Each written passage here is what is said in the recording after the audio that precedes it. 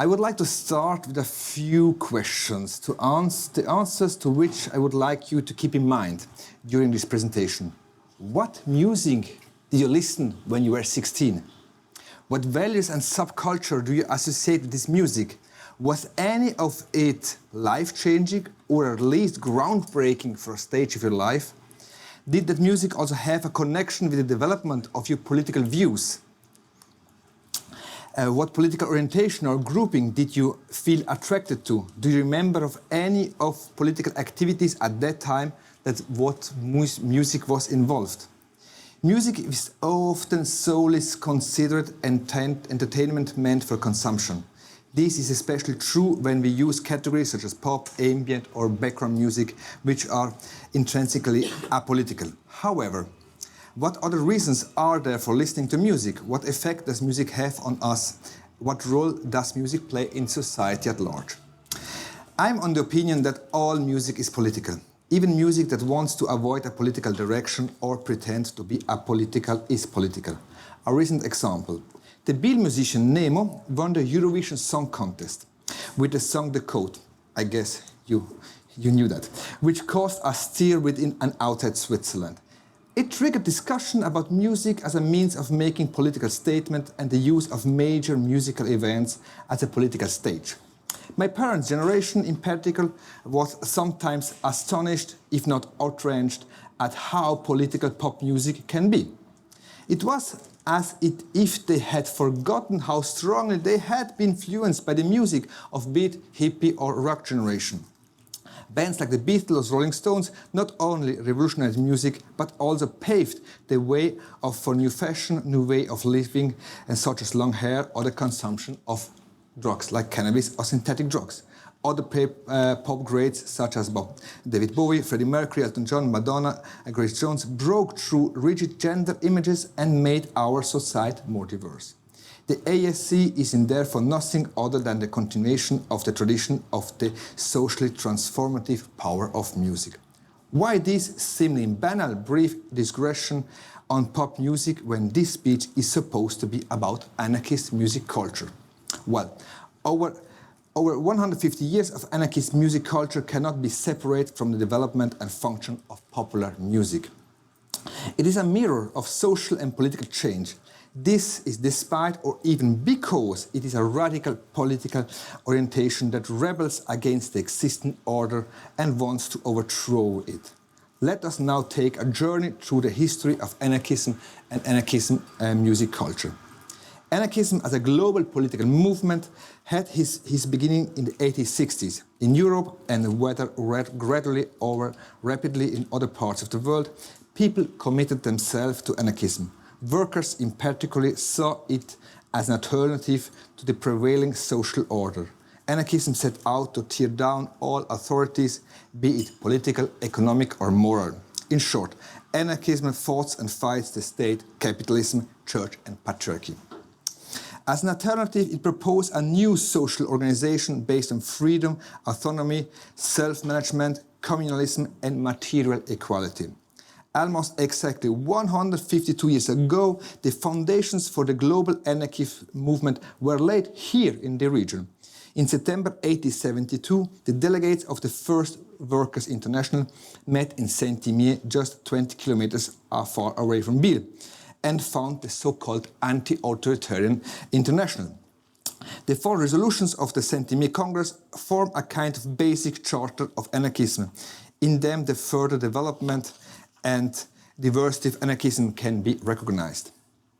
Their high level of anarchist militancy and organization among the region's watchmakers. So that were kind of looking the anarchists of the first wave in Switzerland. The watchmakers established trade unions and mutual aid associations relatively early on. In other words, the Valley of Saint-Imier became a globally recognized anarcho-syndicalist laboratory. At this first International Anarchist Congress, debates went on for days. Between the debates, people met to eat and sing. Now, the latter 2 activities could be dismissed as physical necessity and entertainment, in contrast to the eminently political character of debates at Congress. Such a view would be a very reductive one on the nature of politics.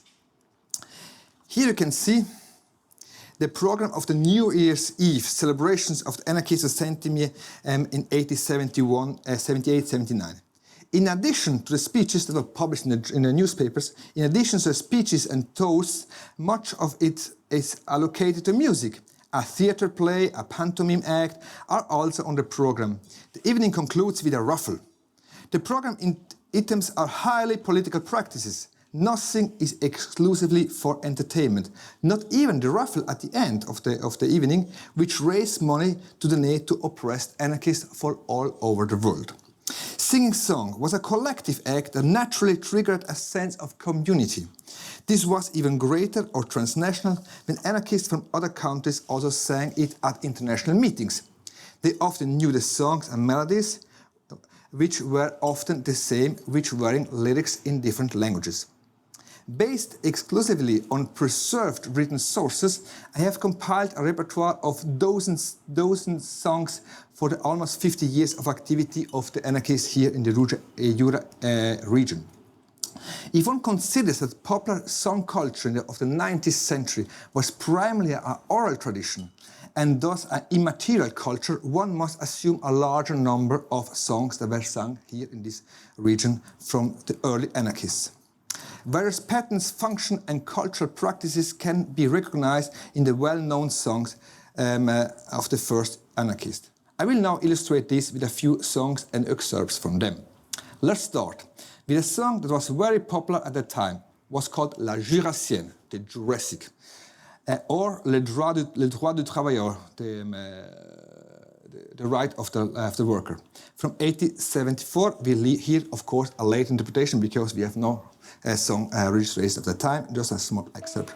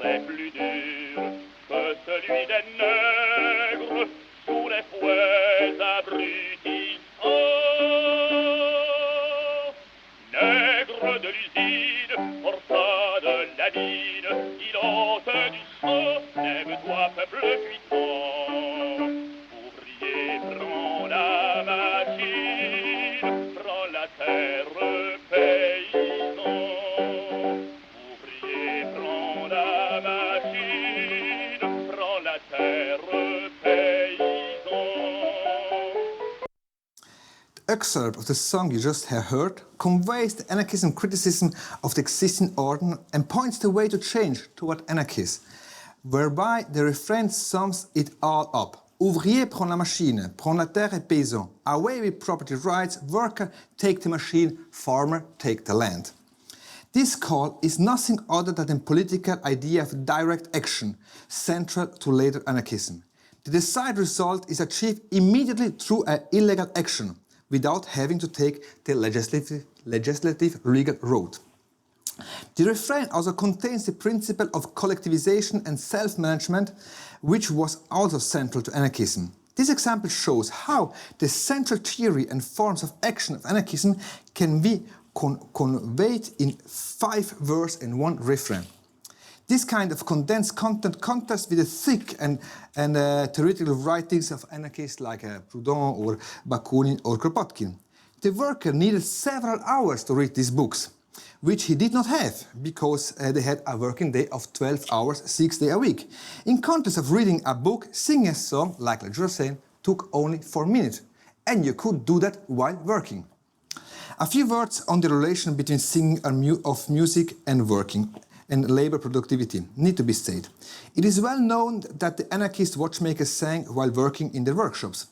This may come as no surprise when you realize how monotonous their work was. Watch production was a process with a high degree of division of labor. Each person carried out a single step of the assembly of the 300 pieces of a mechanical watch. This meant that they performed repetitious movement for 12 hours a day, 6 days a week with no holidays. Singing lightened the workload and helped to pass the time. However, the singing of the workforce provoked resistance from the factory owners, such as the well-known watch company Longines in Saint-Imier. The brand still exists. The factory regulations of 1879 forbade, I quote, prolonged conversation, singing and disturbing noises, end of the quote. Those who did not comply were docked pay. It was a logic of the factory system where capital paid the workers an hourly wage and therefore had the right to determine what they do in the time of the factory. The factory owner considered singing to be an obstacle to production, which is why it was banned. Paradoxically, large factories, especially in the USA, later introduced music in the production areas to optimize work. In 1915, Edison had loudspeakers installed in the factories that played music to motivate workers. It may come as no surprise that this pioneer of entertainment technology saw music as a way of automatization production. At the beginning of the century, Thomas Edison also worked with psychologists to conduct experiments on music and people's mood. In the US, the company Muzak subsequently made big business with offering companies profitable music. Foreground music in the factory halls to increase production, background music in the department stores to stimulate the desire to buy. As the music socialist Juliette Volclair examines in his really fascinating book about manipulation of music. So read this book, it's really, really good. Back to 19th century and the anarchist musical tradition. The first song we analyzed was La Jurassienne. This is an international work not only in terms of content, but also in terms of its genesis. The lyrics were written by a Frenchman, the melody by a Swiss. More precisely, the Swiss James Guillaume set to music on a poem written by French Charles Keller. In early phase of anarchism, music was closely linked to poetry. The practices of adopting existing texts or melodies is typical of anarchist song culture, as the next example shows. We will now listen and extract from Le Drapeau Rouge, the red flag of 1877. Comme une île flotte encore, à la tête des bataillons, et chaque barricade d'arbore, ses longs plis taillés en haillons. Le voilà, regardez, comme est fièrement les rouges, c'est l'envie au combat préparé. Osez, osez le défier, notre superbe drapeau rouge, nous le descend de l'ouvrier, nous le descend de l'ouvrier. The lyrics of this song were written by the French anarchist Paul Bruce, who was at that time assistant at the Chemistry Institute of the University of Bern. Then the text is a history of the red flag. We traverse the revolutionary history of France from the French Revolution to the Commune of Paris of 1871, who saw this picture of it. The red flag is an ambiguous symbol. On the one hand, it symbolizes sacrifice of the revolutionaries. The red stands for the blood that has been shed. On the other hand, the red flag symbolized the power of changing society. According to the song with the Paris Commune of 1871, the red flag passes to the labor force. According to the anarchists, the working class thus took on the task of implementing the principle of French Revolution, égalité, fraternité et liberté. The shift in revolutionary history corresponds to the narrative of the anarchists who saw themselves as the heroes of the French Revolution, a revolution that had not been taken to its end to the bourgeoisie. In that sense, you can say, bourgeoisie, vous n'avez rien compris. You didn't get bourgeoisie, what's the point? Now, it was the turn of socialists, or rather anarchists. The song Le Drapeau Rouge historicized anarchism in a long tradition and also creates an alternative historical narrative to bourgeoisie and nationalist historiography. Another song by the Anarchist Watchmakers entitled La Nouvelle Marseillaise, the New Marseillaise, should also be seen in this context. According to Bruit, the history of anarchism and revolution was only just the beginning in 1877, which is why the song should also be continued. This did indeed happen. In the following years, verses were added to the song that referred to regional and political events, current political events. The song was later also translated into Spanish, Polish, German, English and Russian. This transfer of a song material into another language and cultural era is also very typical for anarchist song culture, as it is adapting of song to local and temporal context. The composers and did not claim copyrights. Anarchism songs were common goods. Conversely, this led to promising anarchist songs being adopted, appropriated and, in manner of speaking, hijacked by other political camps. Thus, the original anarchist song Le Drapeau Rouge developed into an anthem of the Communist Soviet Union under the Russian title Krasnoye Znamya. I'm sorry, it's not really pronounced well, I guess. Naturally, with the corresponding adaptation of the content, for instance, the eradication of anarchist roots. Of course, the anarchists could not control this development. In any case, they did the same kind of cultural appropriation by lending melodies and text on extending musical repertoires. For instance, for this song, Le Drapeau Rouge, the melody came from a patriotic national Swiss song, Le Bord de la Libertaire, which was a military song. The melody is upbeat and encourages actions. This was the intention of Bruit, who composed it to an occasion of a major anarchist manifestations in Bern. This did indeed erupt into violence, as there was a brawl between anarchists and the police who wanted to take the red flag. It was written that the police as a thief of the red flags. That is really from this manifestation 1877. As sung in the chorus, the anarchists used violence to defend the flags. So the predicted violence was there. They defend the flag. This point to another function of anarchist songs. They are intended to rouse emotions, in this case a sense of togetherness and fighting spirit. The next song also combines elements of convening the anarchist program, emotions and collective identity. The song Heureux Temps from the end of century sings of an ideal social state in event of the triumph of anarchism. Everyone lives in a freedom and peace. The song also brings two new topics into play. The liberation of women from a male domination and a life in harmony with nations. Both topics will be quite popular anarchist song in the future. So let's listen next track from this utopian anarchist song. Quand nous en serons au temps d'anarchie, nature sera paradis d'amour, femme souveraine.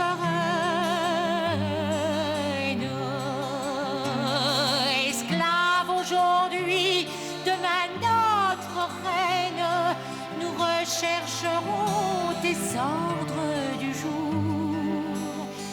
Quand nous en serons au temps d'anarchie, nature sera paradis d'amour. You see a totally other melody than we had in this combative song we heard before, the red flag. Another topic that is addressed in various contexts in anarchist songs culture is violence. On the one hand, anarchist songs denounce what they see as illegitimate state violence and contrast it with legitimate anarchist violence. An example of this would be the song La Ballata di Sante Caserio, which was very popular in Italy and refers to the anarchist assassination attempt to the French president Gurzelen in 1894. Or the various songs in the North American context that refers to repression and victorious justice on occasion of the high market strike in Chicago in 1886. That was the event that the first May Day demonstration of socialism goes out. Especially, here I have also an image, Especially in folk and later in punk music, the events of Haymarket are repeatedly recalled. For example, in the song Haymarket Square by the US punk band Against All Authorities. So let's listen a little bit.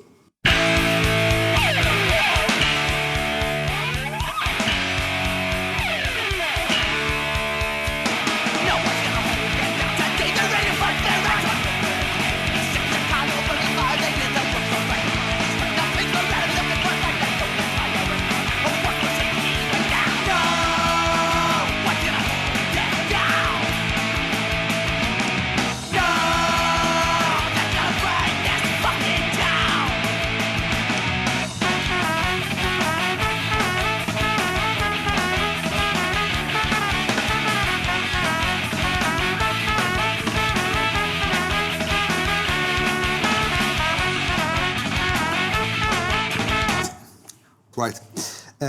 Just for instance, the YouTube video just has this image, all the images of the strike and the image of the dead, the newspaper at that time. So it really recalls this souvenir of this event was 150 years ago.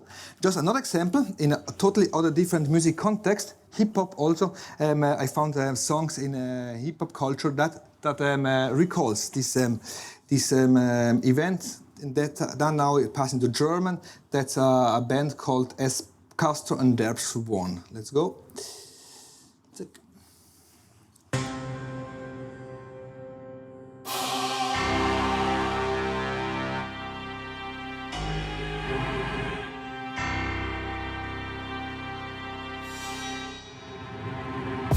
Nun über ganze 150 Jahre her.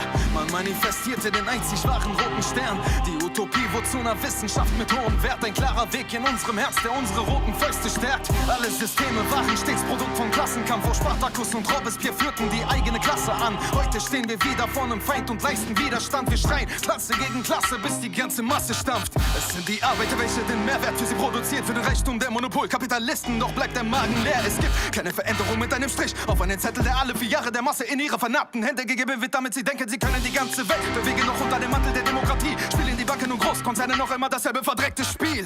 Proletariat stürzt den Feind von seinem Thron. Die einzige Lösung ist, wie die Geschichte bewiesen hat, nur die Rebellion. Sie wollen das, was sie vergessen, unsere Tradition. Doch hey, Market Riot gab dem 1. Mai die Farbe Rot. Die Farbe, die nichts und niemand von der Weltgeschichte wegwischt. Das hier ist kein Schulbuch, Hombre, das ist Dialektik. 1. Mai, Kampftag. Hey, Market Riot, wir bleiben standhaft. Hey, Market Riot, unsere Geschichte bleibt der Hey Market Riot. Fäuste gegen Panzer. Hey Market Riot. Bourgeoisie-Anschlag. Hey Market Riot. Wir sind nur zusammen stark. Hey Market Riot. Wir bleiben rot wie unsere Flaggen. Hey Market Riot. 1. Mai Klassenkampf. Heute sind die Straßen voller Pan. Right. As an expression of revolutionary subculture, anarchist songs always played the provocation and crossing moral boundaries. The very popular song La Ravachole from 1893 is exemplary, appearing in the context of the wave of anarchist assassinations worldwide, and particularly in French at the end of century.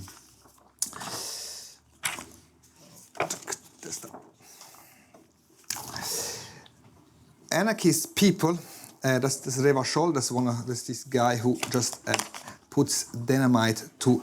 Anarchists are people in the wake carried out assassinations of ministers, judges and industrials. Dynamite was increasingly used from which the image of anarchist as a bomber originated. While the majority of society showed fear, a lack of understanding for these assassinations and considered them scum, anarchists celebrated them as heroes of the rebellion. Their violence is seen as a legitimate political means against oppression and power. In La Ravachole, people dance and welcome the sound of the explosion. You will hear son de l'explosion. You will also hear that it's a kind of voice and response song. A lead singer sings in front and the rest sings collectively. This form of song production fits in perfectly with the idea of so-called insurrectional anarchism, in which a revolutionary avant-garde performs a wild political action and the crowd itself carries away into an even more violent collective act. So let's listen to this really popular French song La Ravachole.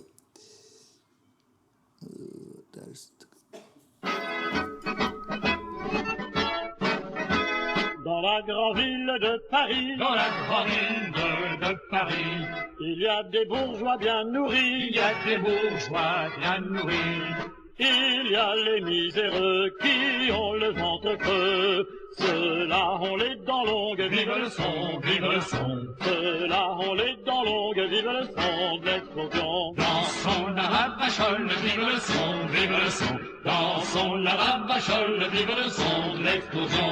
Il y a les magistrats vendus, Il y a les magistrats vendus, il y a les financiers ventrus, il y a les financiers ventrus. il y a les argousins, mais pour tous ces coquins, il y a de la dynamite, Vive le son, vive le son. il y a de la dynamite, vive le son, l'explosion. Dansons la rabachole, vive le son, vive le son. Dansons la rabachole, vive le son, l'explosion. Il y a Just this registration is of the 1960s, and the label was a label of Monsieur Le Pen of Front National, who sorted these anarchist songs. That's not quite a weird link because left and right. So this song is also not a genuine anarchist composition. Once again, anarchists drew on the well-known song repertoire. The melody and parts of the text comes from La Carmagnole of 1792, which was the anthem of the radical wing of the French Revolution. It sings of the sound of the cannons signaling the revolution to people. By drawing this song, which is deeply rooted in French society at the time, the anarchists hold up a mirror to mainstream society, asking, why do you condemn our violence against the tyrants of today? And at that time, you were happy of overthrowing away the monarchies. This function of the anarchist song as a moral transgression and social mirror can be found again and again right up to the present day. Think, for example, of the countless songs about so-called police violence. The sweeping battle cry, ACAB, all cops are bastards, is mentioned in countless songs about all over the punk band The Oppressed, with their song ACAB of 1984. The British band from the skinhead movement even made the idea of oppression as in the band name. So we will listen to a small excerpt of this.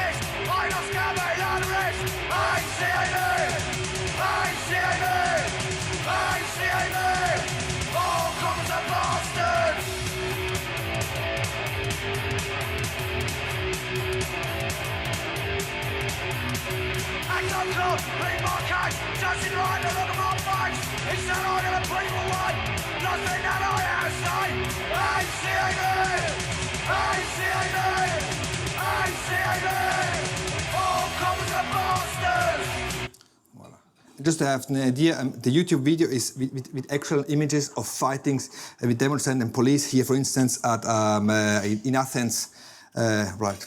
And you could also take like this kind of bands like Conflict, and here Carlo Giuliani, the assassinated demonstrant at the G8 in Genoa, for example. And all it takes this kind of talk about police violence. Before we take a leap into the 20th century and punk culture, let's stay with anarchist music culture at the height of anarchist movement for a moment. Today, anarchism is considered as a marginally political movement. At the turn of the 19th to 20th century, however, anarchism was the largest global movement in the left-wing revolutionary spectrum. Marxist-style communism would not experience its breakthrough until the October Revolution of 1917. In various continents and countries, hundreds or thousands of workers railed the anarchist trade unions. Argentina, for example, was an anarchist stronghold around 1900. The Italian migration to South America had a major influence. The Argentinian anarchists were in constant dialogue with the Italians. For that reason, Argentinian songbooks contained a large number of Italian songs translated to Spanish. Among the most popular are those by the Italian anarchist and poet Pietro Gori. Kannst du die Platte nehmen? Die zeigen, genau. Das ist Pietro Gori, ein Image, und das ist ein Songbook. Gori wrote this is already mentioned song La Ballata di Sante Caserio and Addio Lugano Bella in 1895, one of the most famous Italian language anarchist song ever. The latter has autobiographical features, as Gori had to flee from Italy to Lugano in Switzerland as a result of this Caserio assassination attempt in France. He was tolerated in Switzerland for 1 year and had then to flee from Switzerland. The song Addio Lugano Bella takes up the theme of the anarchist as hunted and wandering one. Gori, involuntary migration took him to Canada, USA and finally to Argentina in 1898. There, the famous Italian anarchist is sent on a tour to all the cities where there were anarchist groups in Argentina. Gori realized how popular he was. And his song were in Argentina. People had a strong connection to Gori through his music without even having met him. Through Gori's flight to Argentina, they were finally able to see the man behind the well-known songs in Blood and Flesh.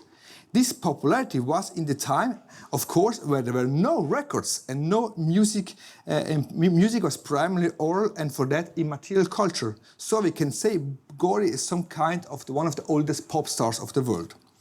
Another such anarchist songwriter with high diffusion and high identification power was the Swedish anarchist songwriter Joel Hägglund, better known by his stage name Joe Hill. Joe Hill was already a legend in North America during his lifetime. The anarchist trade union Industrial Workers of the World,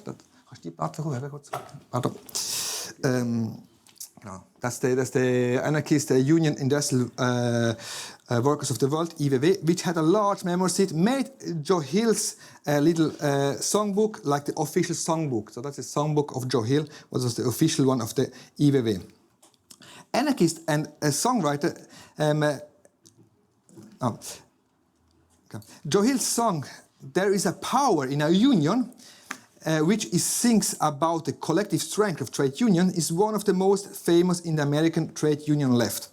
The state saw the songwriter Joe Hill as a danger, which eventually saw him arrested and executed, turning the already popular songwriter into a martyr of the labor movement and increasing Joe Hill's popularity enormously.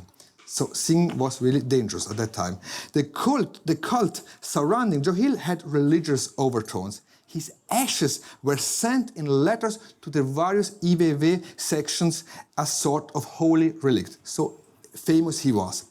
Anarchists and songwriters subsequently kept the memory of Joe Hill alive, with music once again acting as central link between the living and the dead, the past and the present. A number of musicians refer to Joe Hill. This includes Pete Seeger or Bruce Springsteen. Paul Robinson, I'm sorry, that's here. An Afro-American anti-racist songwriter and staunch supporter of the IWW sang about a spiritual encounter with the deceased anarchist in the song Joe Hill in 1954. I am sure you don't know this song, but you know another song with the same name. And that's a song of Joan Baez, the companion of Bob Dylan and cult figure of the hippie folk movement, covered the song of Paul Robinson and made it world famous thanks to her performances at the Woodstock Festival in 1879. So we listen to this song, I'm sure you know, absolutely. Anyway, this is an organizing song, and I was happy to find out that after David had been in jail for 2.5 weeks, he already had a very, very good hunger strike going with 42 federal prisoners, none of whom were draft people, so...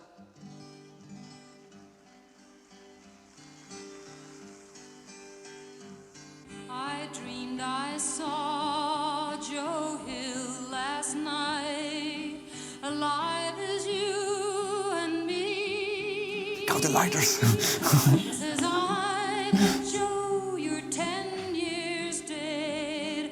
I never died, said he. died, said he. The copper bosses. Well, you know the song, huh? Performed at a key moment in modern pop history, captured on hundreds of thousands of records and films, the Swedish singer-songwriter, who was sometimes only new in anarchist circles, received a global response. Hippie teenagers and middle-class kids listened to the story of the anarchist hero on the record players in their homes, because now we entered the time of record player industry. Thanks to Bass and the pop entertainment industry, Joe Hill was definitely immortalized. At the same time as this enormous rise in popularity, the figure is largely robbed of his anarchist core. On the one hand, Bass placed Joe Hill in a completely new social and cultural setting that has nothing to do with labor movement. The 1968 revolution is underway, but the labor movement plays a subordinated role. The revolution comes from students and middle class. On the other hand, the folk musician intervenes decisively in the original lyrics of the syndicalist Paul Robinson by adapting a passage to the cultural background of the audience. While Robinson puts the word strike and organize in Joe Hill's mouth as a mandate to the living when he appears as a dead man, Bass' version reads, defend their rights. One of Bass' central political concerns at that time was the fight for the rights of prisoners and above all against the death penalty. Joe Hill, who was unjustly sentenced to death, was a good historical reference for her. However, the pacifist Bass could not identify with one aspect of Hill's political position, the violent tradition of revolutionary trade unions. She therefore shaped the anarcho-syndicalist Joe Hill into a historical figurehead in line with the hippie pacifist worldview. Bass also helped two other anarchists achieve world fame with her composition. In Ennio Morricone's soundtrack for the 1971 blockbuster film Sacco and Vanzetti, she sings the haunting ballad Here Is To You. The memory of the two tragic heroes, Sacco and Vanzetti, which were upheld within anarchism, was catapulted into the Western culture mainstream by the film and the song of Bass, with the corresponding delusion. Sacco and Vanzetti become emblematic victims of justice through the movie and the song. While the film focuses on the anarchist background of Sacco and Vanzetti and their conviction, today they had to go to death sentences, there is no reference to anarchism on Bass' ballad. This kind of de-anarchization in the mass media culminates in the performance of the song, at the Sanremo Festival, you know Sanremo Festival, the popular festival in Italy, in 2011, where two disparate musicians in jacket and red cocktail dress played Bass' song in a totally exaggeratedly over-the-top performances. Look at that on YouTube, it's really great. The presence of the festival, the presenter of the festival refers to Sacco and Vanzetti as two Italians without mentioning that they were anarchists. He goes on to describe them as victims of the justice system for the only reason they were foreigners and Italians. An audience of millions watching television at that time in Italy identifies with two anarchists for national reasons. So, in sum, and to get to the end, this recent example exemplifies how anarchism's song and historical figures have received an increased resonance in pop culture with a simultaneous loss of the core anarchist cause. Has anarchist music culture been crushed in the machinery of modern pop culture?